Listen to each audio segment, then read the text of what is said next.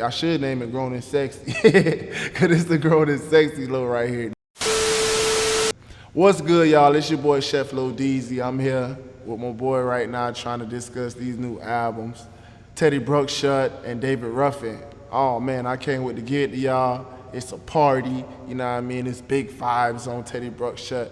The girls dancing, we partying, we shot. It's party shots everywhere. Just understand me when I say that. David Ruffin though, we back to the basics. We getting down, we busy with David Ruffin. You hear me? Whooping these pots. You already know what time it is, man. Shout out to 104, shout out to Artekal. You already know we in the building, we getting busy. Let's get it.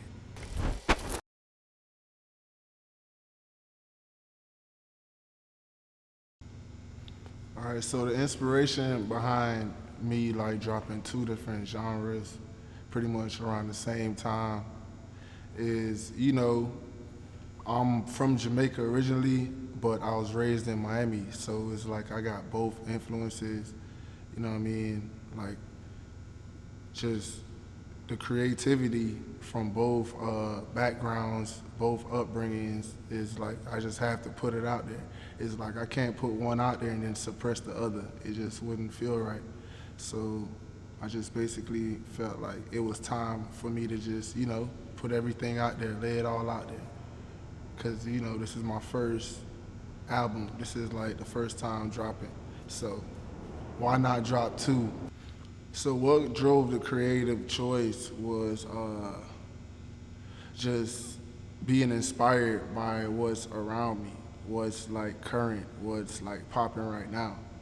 And I just feel like, the people deserve to hear that side of me.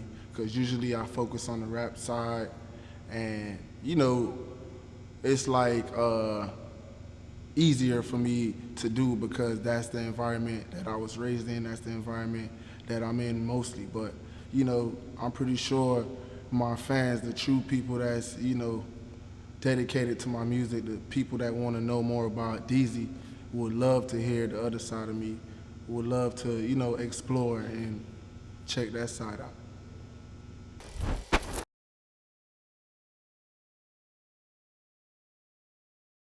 The name of the albums that I'm about to drop, on the Afrobeat dancehall side, is called Teddy Bruckshut. I got the inspiration from Shotters, cause he was, grungy. He was kind of grungy, you know what I mean? But he still handled up. He died crazy, but while he was living, he still handled up, and he was one of the top. So that's how I feel like in the music industry. I'm one of the top. I'm still grungy, rugged looking, but I'm one of the top. So you gotta respect that either way. On the rap side, I named the album David Ruffin because, just like David Ruffin, I was a part of a group back in the G, and then I kind of broke off into doing my own thing, and mildly successful at it, and about to be way more successful at it soon, with this progress. So I got the same attitude as David. I feel like I don't need nobody. I can do this shit on my own. And let's just come in with attitude, and you will hear it in the music. It's a whole lot of ego on the rap side of things. It's called David Ruffin. Can't wait to drop it on y'all.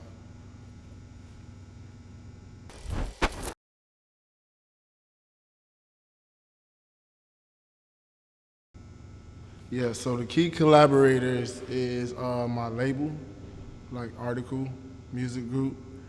Um, we just pull together and try to get everybody that's involved with our company to put in their own input and get opinions from everyone. We have a few producers that we work with, Jaya, Benji Yang, RT, just all of those people we put together. Steven, our cameraman, in-house camera guy, O'Dane, we put everybody in there and we try to get everybody's opinion, fair opinion, then we went with that.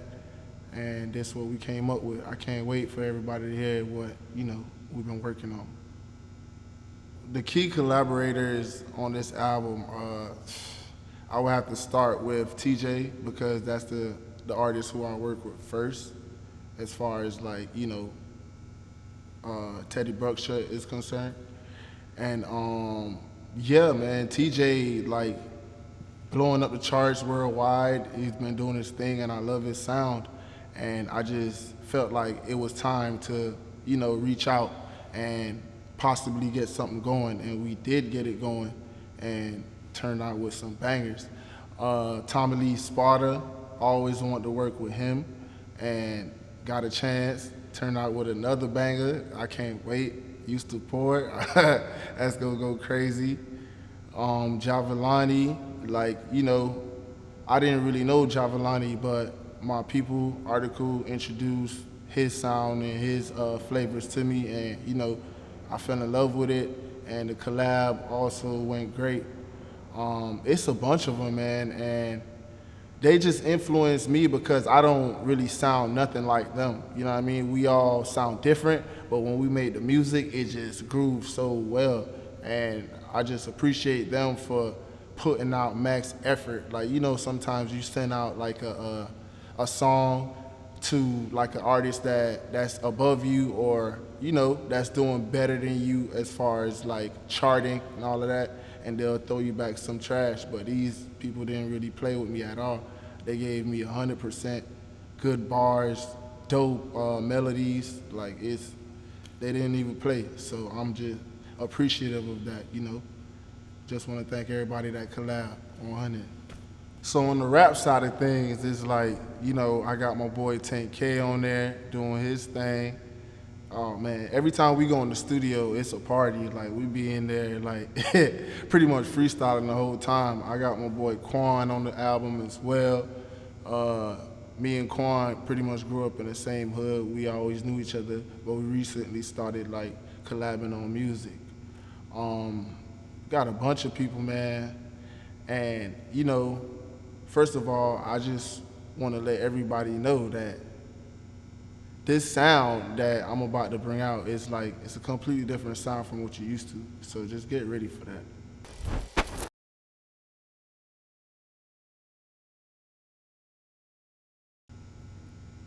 So yeah, when it comes to the rap album, it's like my message is perseverance. Like, still, it's gonna be that. I feel like I got one like main topic every time I rap. It's all about perseverance. It's all about telling my backstory, my childhood, mixing it with today's story, and coming out with one strong message. And that message is perseverance. On the dancehall Afrobeat side, it's more party. Like, I'm really like getting freaky, talking about girls and partying and drinking and, just having fun. It's like the other side of conscious Deezy, you know what I mean? Deezy letting his hair down. So yeah, it's just yin and yang, and I feel like that's what's gonna make it even a better listen, because it's not gonna be repetitive, like on the same thing over and over again.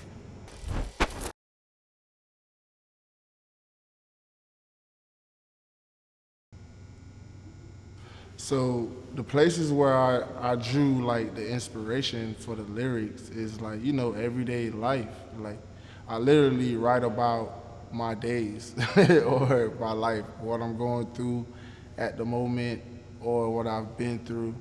So like every time like I try to pull or draw inspiration, it's just from like daily struggles, especially on the rap side. It's more about um, just my day-to-day grinding, trying to make a way for my family, for me, for my kids, just trying to be a better man and figuring out the plan and executing that plan. So yeah, that's where I get the passion from, the lyrics, the vibe, everything.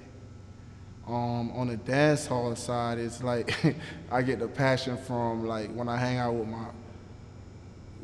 I get the passion from within me, but I get the lyrics. I draw the lyrics from when I'm hanging with my friends, like barbecues, and like we have a lot of barbecues, kickbacks, because family is important to my circle, and it ain't really a big circle, it's real small. So we hang out a lot, and we have barbecues a lot. So when I sit down and try to, come up with the content, come up with the concept of like an Afrobeat type vibe. It comes from that, like songs you could play at the barbecue, songs you could play with your mama in the car, stuff like that. Now, I do got a freaky little side to it. So, you know what I mean? Certain songs you can't really play with moms, but you know what I'm saying. Like, it's a feel good vibe. We partying, we having a good time. And that's where it comes from. That's where all my inspiration comes from, my environment.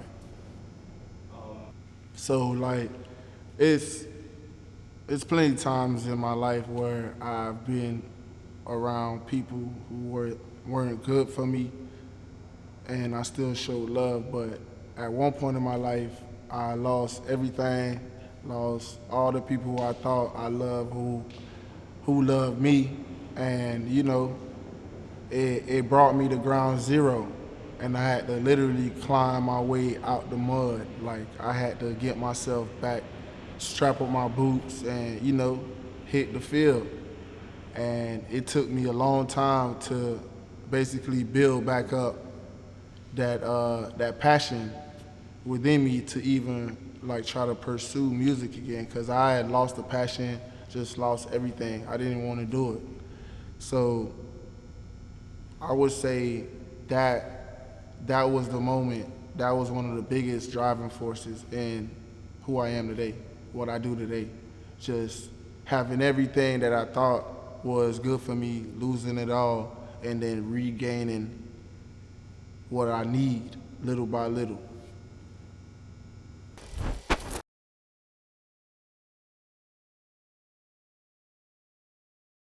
Um, it's very hard to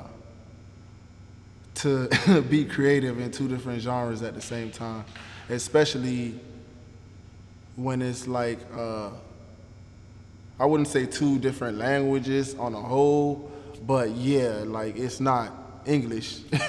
So it's like you trying to balance two different languages and trying to be creative at the same time, man. So it's very difficult. Um, when it came to the dance hall side, I felt like I had to like take more time.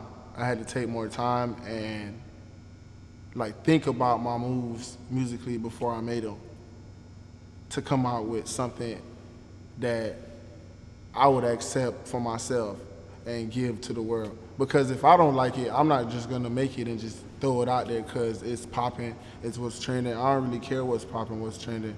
Like I like good music, and if it's good to me, then I'll put it out.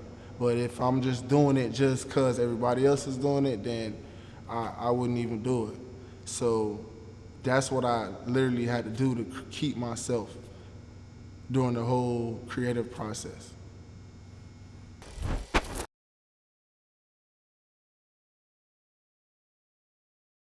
Oh man, it was a big challenge trying to produce these two albums because like they were being recorded simultaneously, and sometimes I'll be in there trying to do an Afrobeat dancehall vibe, and I start rapping on accident because I'm so used to rapping, and vice versa. It's like I try to rap something the next day or the next session, and I'll be in the speaking patois on the damn track when I'm supposed to be rapping. So it's challenging, but it's fun at the same time. Like if you love what you do, you wouldn't really mind those hiccups, but yeah, it is challenging though. Getting a few of these songs recorded because like schedules always like clash. Like this person's over here, I'm over here. Like we could never really get it together. But once it started grooving, it was good. Um, Another challenge was the beat selection. Like I had a first pack of beats to record on, and I hated them shits. Like I really didn't like those beats. And then my manager came back with another beat pack, and then I kind of still didn't like those beats. But then I was like, let me give it a chance. And then I listened, probably like to each beat 10, 15 times each beat that same day. And yeah, they started to grow on me, and then I started creating. And I'm like, okay, I could feel this, I could groove this, and we came up with it. Yeah, it was challenging though.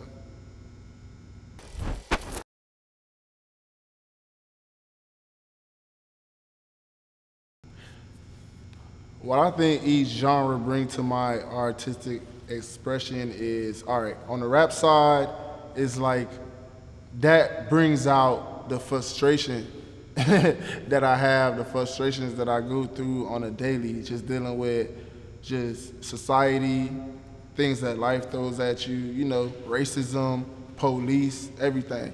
That's just me just venting to you. On the Afrobeat dancehall side, that bring like range, like I'm like experimenting, testing how far I could really take this music thing. And I'm enjoying myself at this point. Like not really taking things too serious, but giving you great work at the same time. So, that's what each genre brings out of me.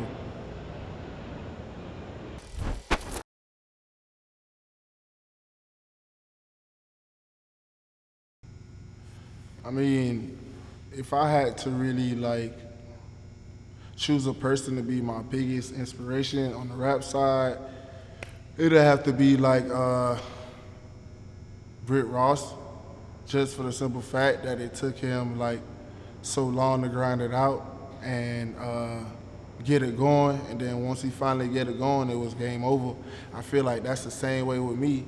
Once the world realized that I got this for real, it's gonna be game over.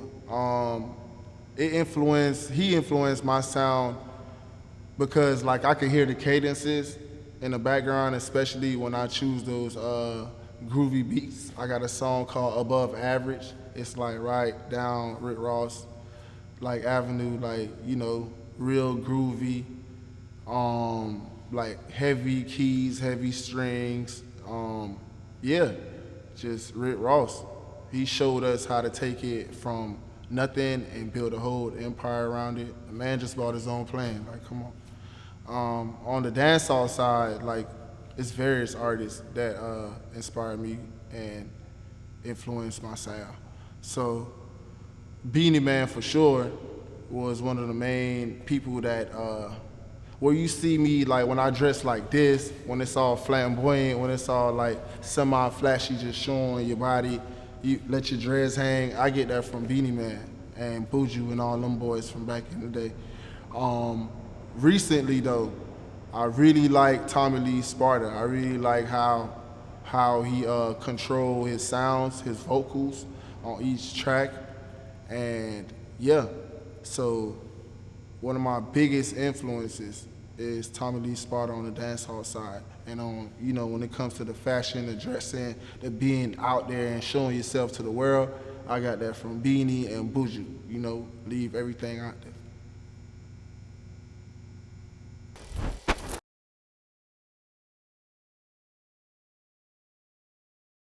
One of the most memorable moments I had creating this album was I was in the studio, bro, like recording the whole album.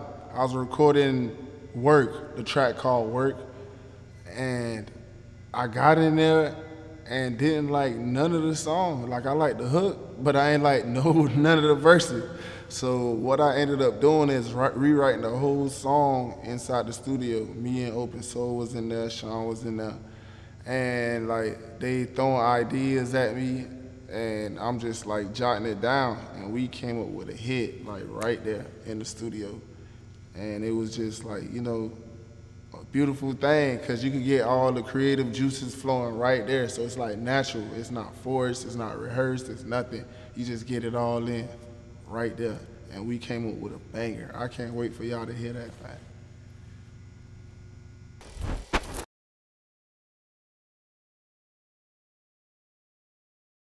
I had like two crazy fan interactions. Like, man, like one time I was in Orlando and this girl that listened to my music found out that I was there too, and like posted that I was at this restaurant downtown, close to by where the big lake is, and by UCF, if that make any sense. But yeah, man, I posted myself at this restaurant, and before you know it, this chick just showed up and just, Lodeezy, what's up? And you know what I mean? Just popped in. I'm like, what the hell? Like, and I never seen this person before a day in my life. So I'm like, I thought I was up there by myself. 'Cause I'm not from Orlando. I'm from Dade. I'm from Miami. So she just popped in, yo, Deezy, what's up? And just sat at my table and started talking to me. And I don't even know who this lady is. And then eventually she was like, yeah, so I know you don't know me, but yeah, I listen to your music a lot, and I saw you posted you was here. I live close to here. And then I was like, yo, this rap stuff crazy. What if she was a killer?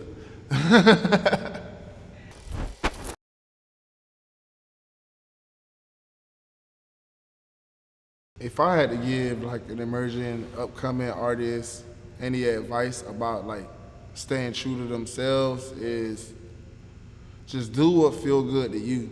Like coming up, even when you up, even when you working with big names and all that, you gonna have people all over telling you what you should do, what sound good, what what basically trying to give you direction on how it should feel to you when you know how it should feel. So I would just say do what you feel until you can't no more. And that's what it is.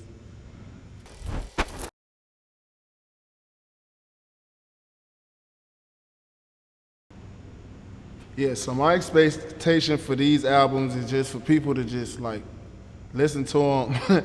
That's it. That's all I want. I just want my fans to just listen, not just zoom through, listen to one track, and just be like, all right, I'm gone. I'll come back later. Nah, just put that thing on, let it float through from 1 to 15, and I guarantee you, you ain't gonna be able to stop listening to it.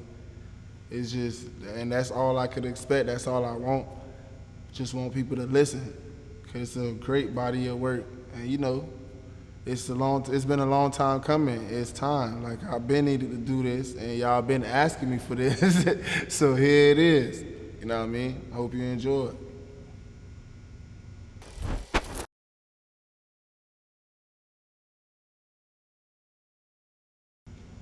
I mean, from the beginning, I've always like kind of like blended both genres, but not really did it full throttle like I'm doing it now.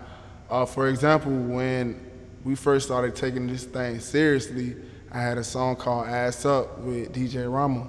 And I performed that song, and it's a dancehall song. Like, you know what I mean? It's dancehall with DJ Rama on there just yelling like Fat Man Scoop, you know what I mean? And after that song, I performed Butt the Jack right after that, which is a hardcore rap song. So I always want to put me out there, and me is a Jamaican that was raised in Dade. Simple as that. So you gonna get me. You're not gonna get rap Deezy this day and then dancehall Deezy the other day. Nah, that Deezy is rap and dancehall just together. So at my shows, you can expect to hear all kind of flavors. And my audience, they know that already. Uh, they been here with me from day one, so they expect me to give them everything. So.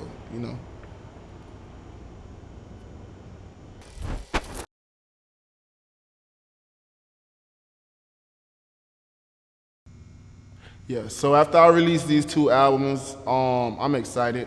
I can't wait. Like I'm hitting the ground running with promotion and marketing, of course, but more importantly, I'm gonna be doing a lot of live performances all around the city, and that's to go as far as like shows and also just live performances of unreleased music. So I'm excited for that. I know my fans been waiting for that. They want to see me be out there more. You know what I mean? Usually I'm reserved. I let the music speak for me, but this time I'm going out there. I'm putting my whole self out there, and I hope it's received how I expected it to. And yeah, I'm excited. I can't wait to do it.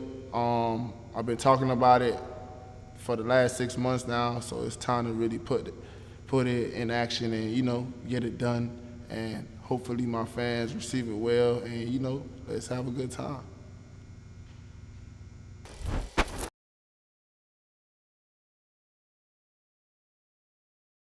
If I had to sum up both albums in one word, on the rap side, hard.